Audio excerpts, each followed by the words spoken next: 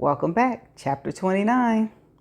I took the liberty of letting the owner order for us, Hayden said. This place has the best tapas.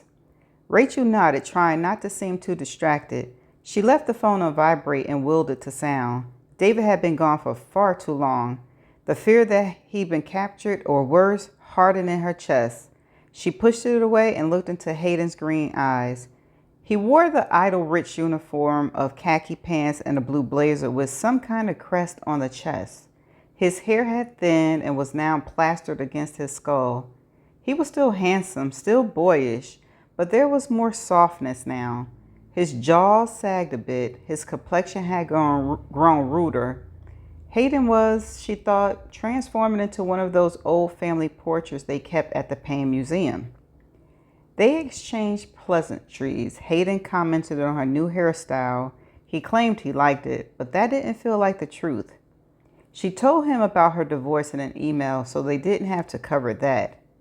Hayden had discovered a few years ago that he had a son via a B-movie Italian actress he dated a few years back, a boy named Theo,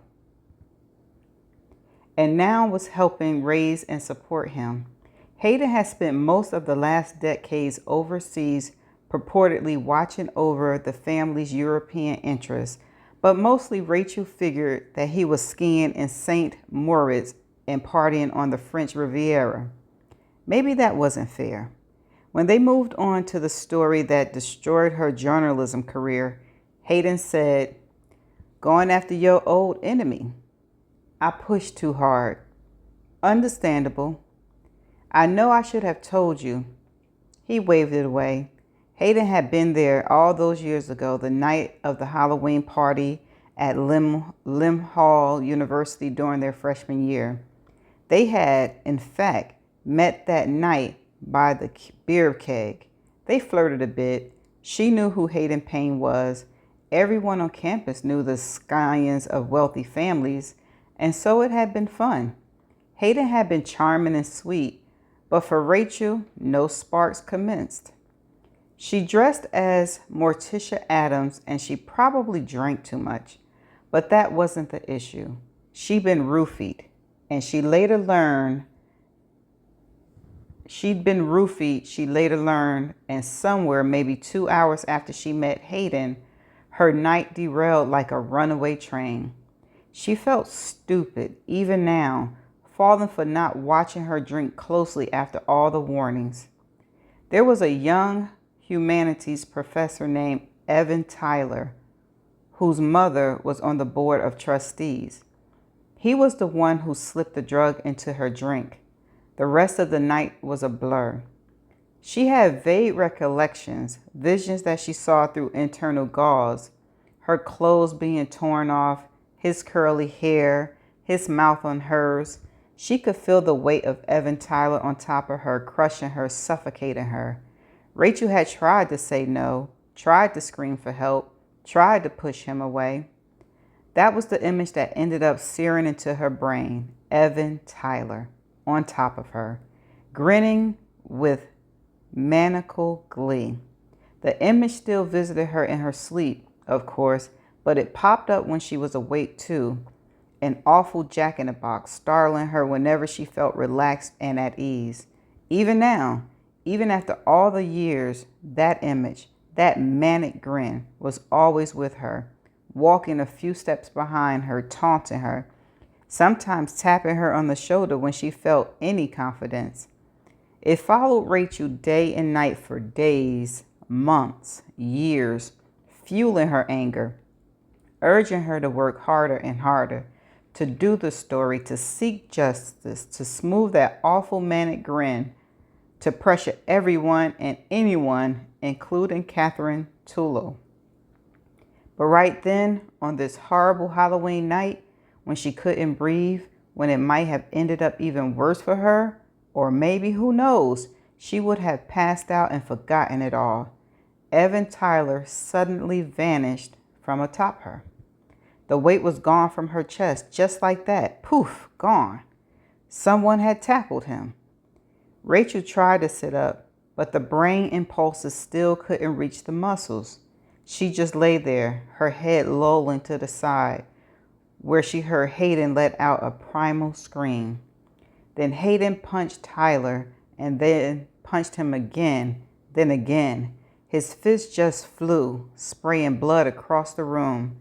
There was no tiring, no let up, and Rachel was sure that Evan Tyler would have been killed if two other guys hadn't heard the commotion, burst into the room, and pulled a bloody Hayden off him. Even Tyler was comatose for the next 2 weeks. Rachel still wanted to press charges, especially after she heard that she had not been Tyler's first victim, but the school wanted it swept under the rug.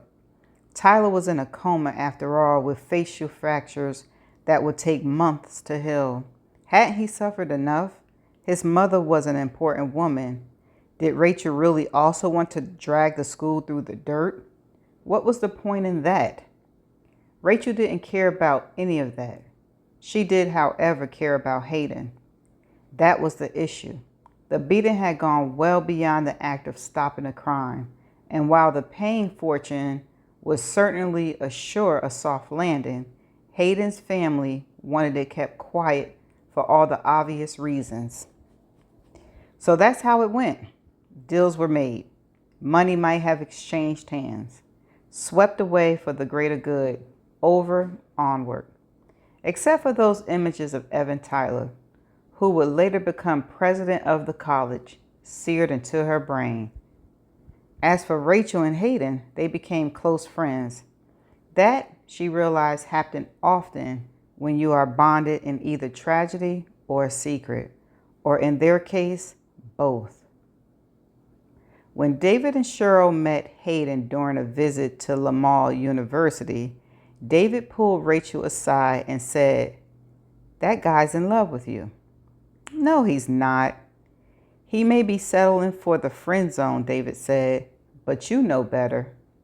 She did, but that seemed to be the origin story of 90% of boy-girl friendships on campus in those days. The guy likes you, wants to sleep with you, doesn't get it, settles on being a friend. The tension goes away. Either way, she and Hayden became close confidants. The kind of close confidants where you could never really date after all you knew, even if you wanted to. The waiter came over with a plate. He placed it between them. "Lobster paella?" he said. Hayden smiled at him. "Thank you, Ken." It smelled wonderful. He picked up his fork. "Wait until you taste this." "I didn't call you about Lamar or that story," she said. "Oh? Do you know if there was a paint industry event on May 27th at Six Flags Amusement Park?" He frowned. Hayden still wore the Lamar University ring, a tacky thing with the purple stone and the school crest, and she never understood why. He was, in fact, fiddling with it now, turning it around his finger like it was some sort of stress reliever. Perhaps it was. Still, the ring seemed too much to her. She wanted to forget the place. She guessed for that some reason he needed to remember. "May 27th?" he repeated. "I really don't know. Why?"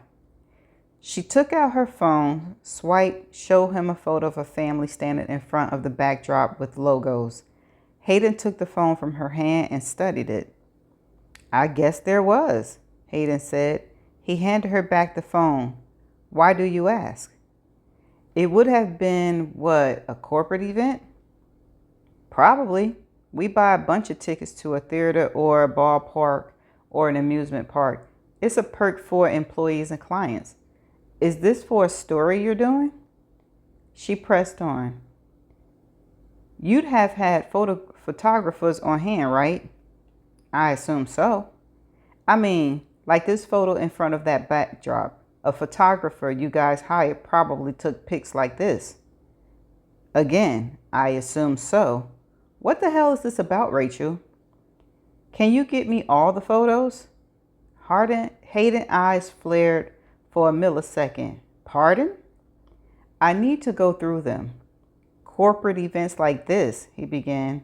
"We sometimes rent half the park. There could have been, I don't know, 5, 10,000 people at it. What are you looking for? You won't believe me if I told you. Tell me anyway. Then Hayden added, I assume this has something to do with your brother-in-law escaping prison. It does. You can't still have a crush on him, Rachel. What? I never had a crush on David. You talked about him nonstop. You almost sound jealous, Hayden. He smiled. Perhaps I was. This was a minefield she didn't want to wander into. Do you trust me? She asked him. You know I do. Can you get me the pics? He picked up the water glass, took a sip. Yes. Thank you. So what else? He asked. She knew him well. This favor is trickier. The waiter came over with a second dish. Jammin' albarico with caviar. Hayden smiled at him. Thank you, Ken. Enjoy. You're going to love these, Hayden said. He scooped some of the paella onto her plate. It smelled fantastic, but Rachel ignored it for the moment. Hayden took a bite, closed his eyes as though savoring. When he opened them again, he said, So what's the favor? One of the logos on that backdrop, Rachel said, is for the Berg Reproductive Institute. Makes sense, Hayden says. It's one of our holdings. You know that. I do. So 10 years ago, I made an appointment at one. Hayden stopped mid-bite. Pardon? I called Barb. Barb Matson was the institute manager at the time. You introduced us. I remember, at the family holiday party. Right. I don't understand. Hayden put the fork down. Why did you make an appointment? I told her I wanted to look into getting pregnant via donor sperm. Are you serious? About making the appointment? Yes. About going through with it? No. I'm not following, Rachel. I made the appointment for Cheryl. Okay, he said slowly. Then, I'm still not following. She didn't want David to know.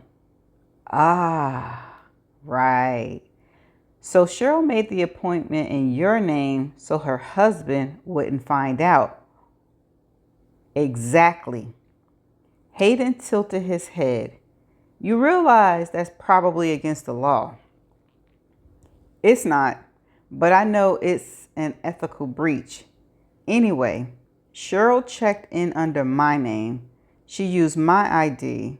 We look enough alike. The bills came to my house. Okay, he said slowly. I even made the appointment for Cheryl at your satellite office in Lowell, in case Barb was around at the Boston one. All to protect your sister from telling her husband? Yes. Interesting, he said. She was going through some stuff. I thought it would be harmless. Doesn't sound harmless, Hayden said. Did David ever find out? Yes. He must have been furious with you. He doesn't know about my part in it, but he knows Cheryl went to look into donor sperm? Yes. And you never told him your role in this? Shall I use the word deception? I never told him, Rachel said softly. The waiter came by and poured some wine. When he left, Hayden asked, So what do you want now? David doesn't think it's a coincidence. Doesn't think what's a coincidence? You're going to think this is insane. We're past that, Rachel. He thinks, that is, we think. It sounded so ridiculous that for a moment, Rachel couldn't finish the thought. Then, we think Matthew was at the amusement park with your group. Hayden rapid blinked as though he'd been smacked across the face. Then he cleared his throat and asked, Who is Matthew? My nephew. She said, David's son. More blinking. The one he murdered? That's the point. We don't think he did it. He's dead at all. Rachel handed Hayden the phone again, this time with the photograph of maybe Matthew. The boy in the background, the one holding the hand. Hayden took the phone and held it in front of his face. He used his finger to try to blow up the image. She waited. He squinted. It's so blurry. I know. You can't really think. I'm not sure. He frowned. Rachel, I know it's crazy. It's all crazy. Hayden shook his head. He handed the phone back to her as though it were on fire. I don't know what you want me to do here. Can you send me all the pics from Six Flags? Why? So we can score through them? And what would you be looking for? Any other photos of this boy? He shook his head. This blurry boy who looks like a million other boys? I don't expect you to understand. You're right about that. But for my sake, Hayden, please, will you help? Hayden signed. Then he said, yes, of course. That's the end of chapter 29. Am I more confused than ever? I am more confused than ever because it's sounding like Theo is not Matthew. And if Theo is not Matthew, is Matthew alive? Or is this just Rachel and her crazy self, bipolar self? Let's go back. So Rachel had a crush on David when Hayden was crushing on Rachel. So Hayden saw how she felt for David. So did it take Rachel 5 years to come up with this plan to mess with David's mind? But then he escaped.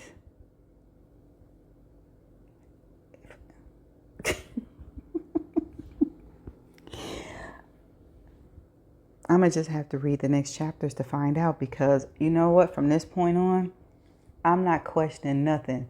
I'm going to just let it ride. I'm going to have to see y'all in the next chapter. Bye.